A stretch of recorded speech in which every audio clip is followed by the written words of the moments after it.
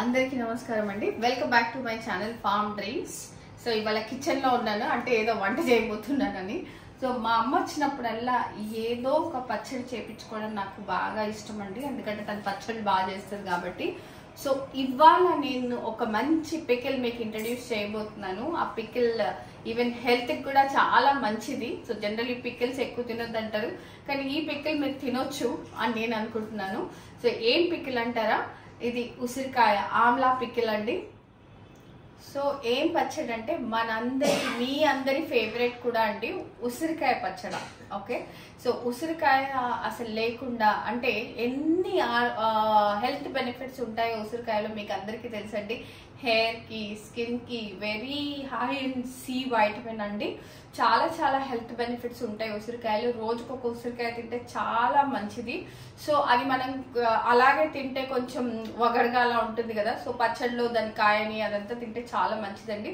So చాలా simple గా ఉసిరికాయ పచ్చడి ఎలా చేయాలో ఇవాళ మీ అందరికీ చూపిస్తానండి.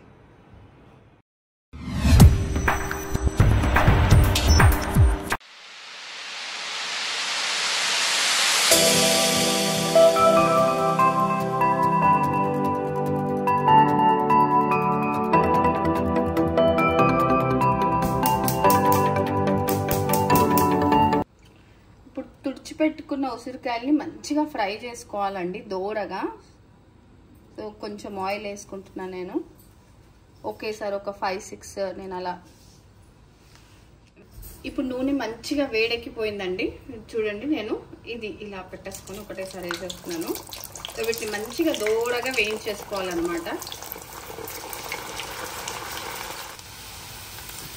చూడండి, మంచి రెడ్ కలర్ మారిపోతున్నాయి చూడండి కలర్. ఓకే, ఇలా ఎక్కువ టైం పట్టదు అసలు. సో మంచిగా మనకి ఉసిరికాయలు ఎక్కువ దొరికేటప్పుడు ఎక్కువ క్వాంటిటీలో తీసి పెట్టేసుకోవచ్చు మనము.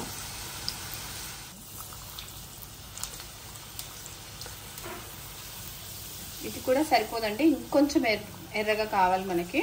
సో ఒక 1 to 2 minutes పడుతుంది దీనికి. ఇది చూడండి, కలర్ ఇలా రావాలి అండ్ కొంచెం మనం ఇలా పట్టుకుంటే మెత్తగా అనిపించాలన్నమాట. అప్పుడు మనం తీసేసుకోవచ్చు. లేదు మీరు ముందే తీసేసుకున్నారంటే పచ్చడి ఖరాబ్ అయిపోతుందండి. చూస్తున్నారు కదా, మెత్తబడాలి కాయ.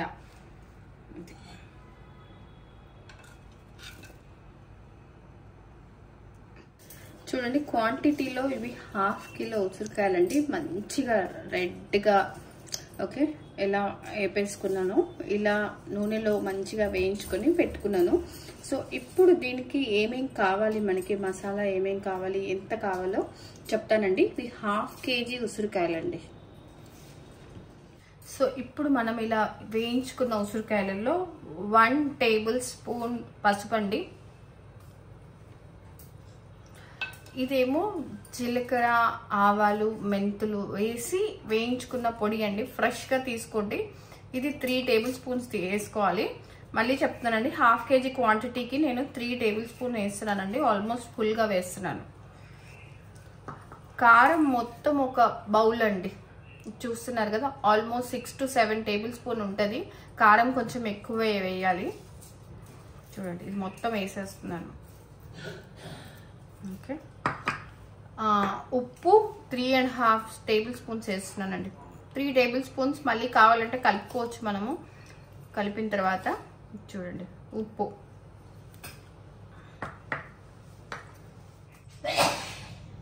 దీన్ని మంచిగా కలిపేసుకుందామండి. నా దగ్గర గ్లౌజ్ లేదు, మీ దగ్గర గ్లౌజ్ ఉంటే వేసుకోండి. సో ఇలా మంచిగా ముక్కలకి ఈ ఉప్పు, కారం ఇదంతా పట్టించేసేయాలి. చూడండి, ఇలా మంచిగా కలపాలి. మళ్ళీ టేస్ట్ చూసుకొని ఉప్పు, కారం ఏది తక్కువనా వేసుకోవచ్చండి. ఈ మెంతుపిండి క్వాంటిటీ మాత్రం ఇలాగే ఉంటుంది. సో దీనికి మనకి నిమ్మకాయలు కూడా అవసరం అండి, నిమ్మకాయల రసం. సో 1/2 kg క్వాంటిటీకి నేను ఒక 10 నిమ్మకాయల రసం వేస్తాను. నేను కట్ చేసి పెట్టుకున్నాను ఆల్రెడీ. సో వాటి రసం కూడా వేస్తాను. చూస్తున్నారు కదా కారం ఎంత ఎక్కువ ఉందో, ఇదంతా మసాలాగా అవుతుంది అనమాట మనం పోపు వేసుకున్న తర్వాత. ఇదే మనకి అంటులాగా మసాలా లాగా ఉంటుంది, చాలా టేస్టీ ఉంటుంది. ఇప్పుడు నేను పోపు రెడీ చేసుకోవడం కోసం కొన్ని ఎల్లిపాయలు చూడండి, ఒక్కటి ఎల్లిపాయ రబ్బ తీసుకొని కచ్చాపచ్చాగా దంచుకుంటానండి.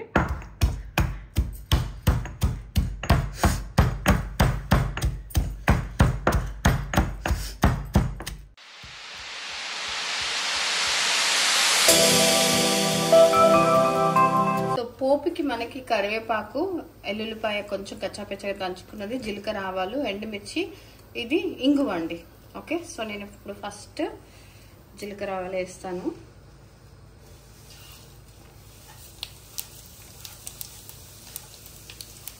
తర్వాత ఎల్లుల్లిపాయలు కొద్దిగా అవి చట్పట్ చట్పట్ అన్నాక కొద్దిగా రెడ్ అయ్యాక ఇప్పుడు వెల్లుల్లిపాయ,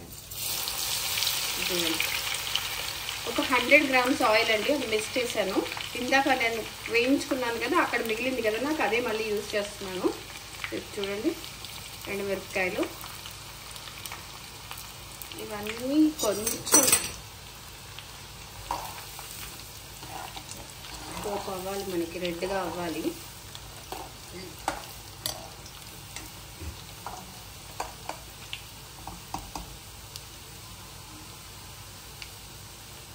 సో చివరిగా మంచిగా కరివేపాకు వేసుకున్నాను, అన్నీ మంచిగా ఎగురు చూడండి రెడ్గా వచ్చేసాయి మనకి. ఇప్పుడు స్టవ్ ఆఫ్ చేసుకుంటున్నాను. మంచిగా ఇంగు వేసుకోండి, ఇంగు ఎంత వేసుకుంటే అంత బాగుంటుందండి టేస్ట్.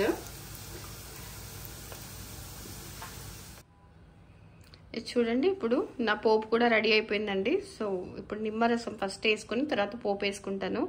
నేను ఇక్కడ ఎక్కువ నిమ్మకాయలు ఎందుకు తీసుకున్నానంటే నా నిమ్మకాయలలో రసం సరిగ్గా లేదండి. మీకు కనుక మంచి నిమ్మకాయలు లావి దొరికితే ఒక 2-3 కూడా సరిపోతాయండి. ఓకేనా, చూడండి మంచిగా ఇది వేసేసుకొని కలిపేసుకుంటున్నాను. అన్ని ముక్కలకు పట్టేటట్టుగా కొద్దిగా నిమ్మరసం, మంచి పులుపు ఉంటుంది.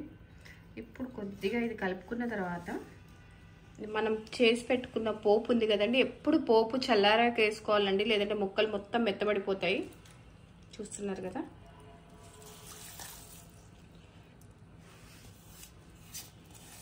మొత్తం చల్లారాక ఇందులో వేసేసుకోండి. ఇప్పుడు హ్యాపీగా కలిపేసుకోండి.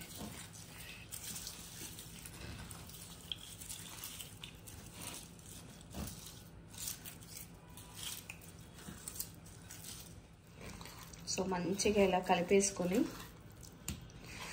చూస్తున్నారు కదా, అన్ని మసాలాలు అన్నీ కలిసేలా కలిపేసుకోవాలండి. ఒకవేళ నూనె కొంచెం తక్కువ అనిపిస్తే కొద్దిగా వేడి చేసుకొని మళ్ళీ చల్లార్చి కూడా వేసుకోవచ్చు మనము. ఇంతే, మన పచ్చడి రెడీ అయిపోయిందండి. ఉప్పు కారం సరిపోయిందా లేదా ఎలా ఉందో టేస్ట్ చూస్తాను నేను.